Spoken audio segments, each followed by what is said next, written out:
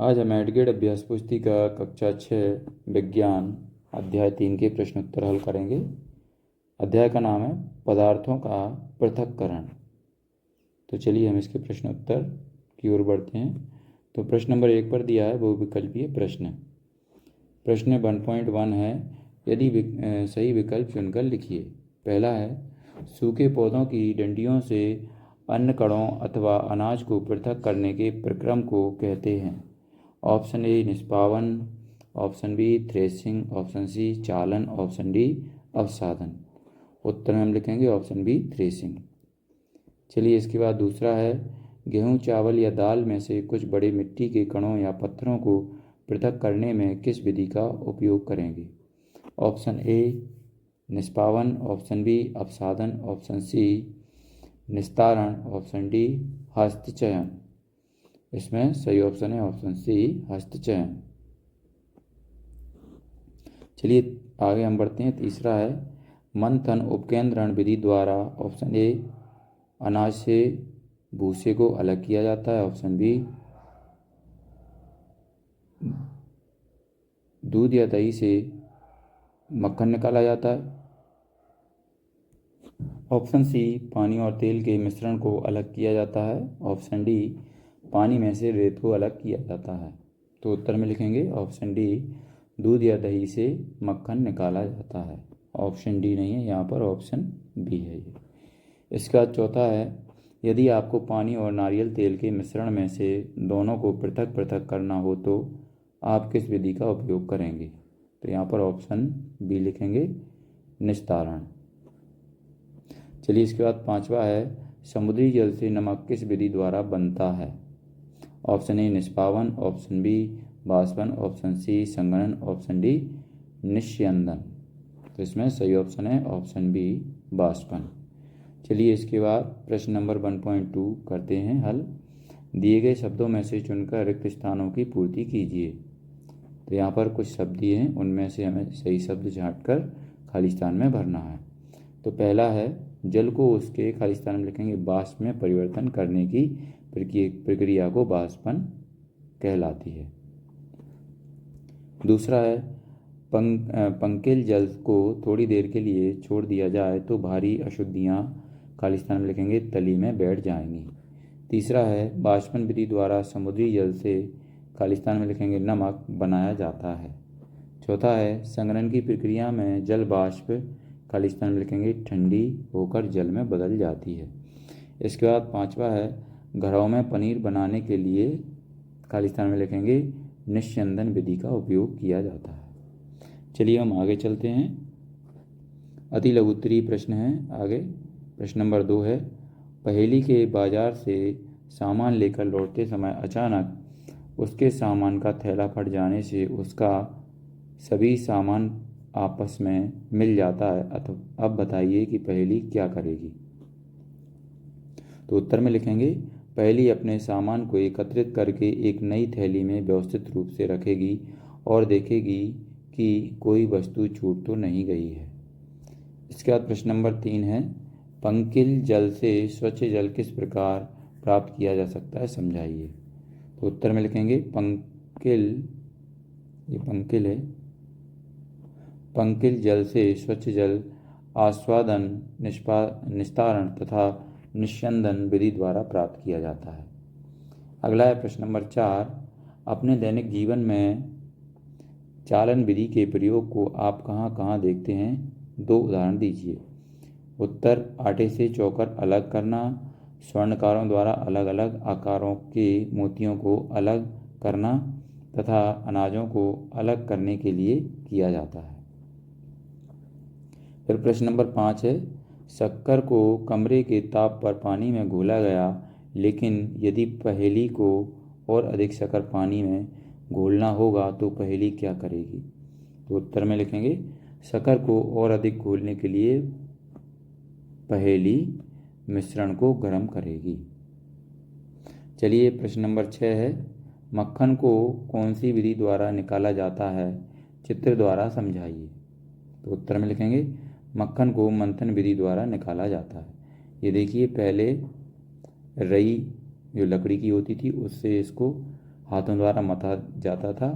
आजकल ये रई इलेक्ट्रॉनिक आने लगी है, जो कि बर्तन के ऊपर उल्टी रखने पर इसमें रई लगी होती है गोल, तो ये लाइट द्वारा चलती है और इसको मथती है। और इसके बाद यहाँ से मथने के बाद क्या निकलता है? मक्खन। चलिए इसके बाद हम आगे चलते हैं। आगे है अति लघु उत्तरीय प्रश्न। प्रश्न नंबर 7 है, समुद्री जल से नमक किस प्रकार प्राप्त किया जाता है? उत्तर, नमक के जल से भरे बीकर को गर्म करके समुद्र जल से नमक प्राप्त किया जाता है। इस विधि में पानी वाष्प बनकर उड़ जाता है और नमक बच जाता है। चलिए इसके बाद प्रश्न नंबर 8 है, धातु की प्लेट एवं केतली की सहायता से वाष्पन संघनन की प्रक्रिया को चित्र सहित समझाइए। तो उत्तर में लिखेंगे, जल वाष्प के जल में बदलने की क्रिया संघनन कहलाती है। यहाँ पर देखिए ये हमने चित्र बनाया है, वाष्पन तथा संघनन। एक केतली में पानी को गर्म करते हैं, किसी पदार्थ को गर्म करते हैं, द्रव को, तो यहाँ से क्या होगा, ये वाष्प के द्वारा ये यहाँ पर उड़ेगा और यहाँ इस प्लेट पर ये पानी के कणों के रूप में यहाँ पर एकत्र होगा और यहाँ पर बीकर में ये गिरेगा। चलिए इसके बाद हम आगे चलते हैं। प्रश्न नंबर 9 है, क्या कारण है कि समुद्री जल की अपेक्षा नदियों का जल ज़्यादा साफ दिखाई देता है? तो उत्तर में लिखेंगे, समुद्र के पानी में लवण ये है घुले हुए होते हैं, जिसके कारण इसका घनत्व नदी के पानी के घनत्व से अधिक होता है। इसलिए समुद्री जल की अपेक्षा नदी का जल साफ दिखाई देता है। प्रश्न नंबर 10 देखेंगे, अवसादन, निस्तारण और निस्यंदन विधियों को समझाइए। तो उत्तर में लिखेंगे, अवसादन, मिश्रण में जल मिलाने पर भारी अवयवों के नीचे अवसादन कहते हैं। निस्तारण, अवसाद के ऊपर के जल को अलग करने की क्रिया को निस्तारण कहते हैं। चलिए हम आगे बढ़ते हैं। प्रश्न नंबर 11 है आगे, यदि एक बोतल में चॉक पाउडर व नमक है तो हम बिना चखे कैसे पता करेंगे कि वह नमक है या चॉक का पाउडर? तो उत्तर में हम लिखेंगे, विलयन को देखकर पता करेंगे, क्योंकि नमक पानी में घुल जाता है जबकि चॉक का पाउडर पानी में नहीं घुलता। इसके बाद आगे चलते हैं। द्विउत्तरीय प्रश्न आ चुके हैं। प्रश्न नंबर 12 है, संतृप्त विलयन से आप क्या समझते हैं? उदाहरण द्वारा समझाइए। तो उत्तर में लिखेंगे, वह विलयन जिसमें विलेय पदार्थ की और अधिक मात्रा नहीं घोली जा सकती है संतृप्त विलयन कहलाता है। उदाहरण, पानी में नमक का संतृप्त विलयन तथा पानी में चीनी का संतृप्त विलयन। इसके बाद 13 प्रश्न पर आएंगे, फिल्टर पेपर से अशुद्धि दूर करने की प्रक्रिया को चित्र सहित समझाइए। तो यहाँ पर देखिए ये फिल्टर पेपर लगा हुआ है, ये इस तरफ और ऊपर से अशुद्ध जल डाला गया है। तो यहाँ पर देखिए ये अशुद्धियाँ जम रही हैं और ऊपर ये जल यहाँ पर शुद्ध जल धीरे धीरे यहाँ से छनने के बाद नीचे इस जार में एकत्र हो रहा है। चलिए इसके बाद हम आगे इसका उत्तर लिखते हैं। फिल्टर पेपर में छोटे छोटे छिद्र होते हैं। फिल्टर पेपर को मोड़ कर कीप में लगा दिया जाता है। इसके बाद मिश्रण को फिल्टर पेपर के ऊपर डाला जाता है। ठोस कण इसके छिद्रों से नहीं गुजर पाते हैं तथा फिल्टर पेपर पर ही रह जाते हैं। इसके बाद प्रश्न नंबर 14 पर चलते हैं। दिए गए मिश्रण में से उनके अवयवों को कैसे पृथक करेंगे, विस्तार पूर्वक लिखिए। तो ऑप्शन आ नंबर पर है, गेहूं, चना, भूसा, बा, चावल, चने और लोहे का चूर्ण, सा, रेत, मक्का, चना और भूसी।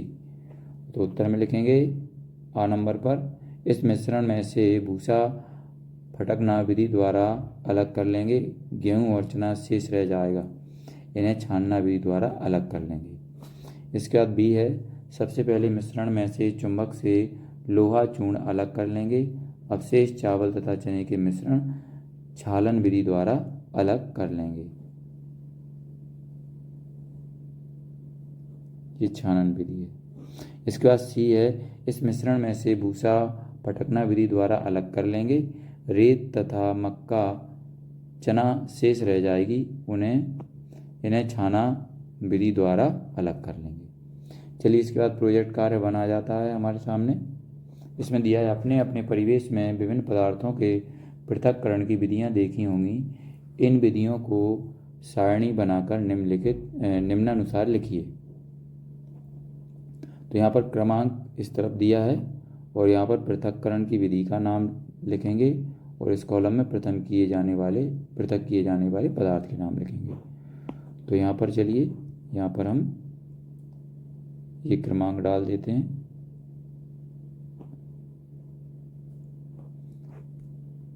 अब यहाँ पर 1 नंबर पर लिखेंगे पृथक्करण की विधि में क्या लिखेंगे, हस्तचयन, निष्पादन, चालन, अपसादन, निस्तारण और निस्यंदन।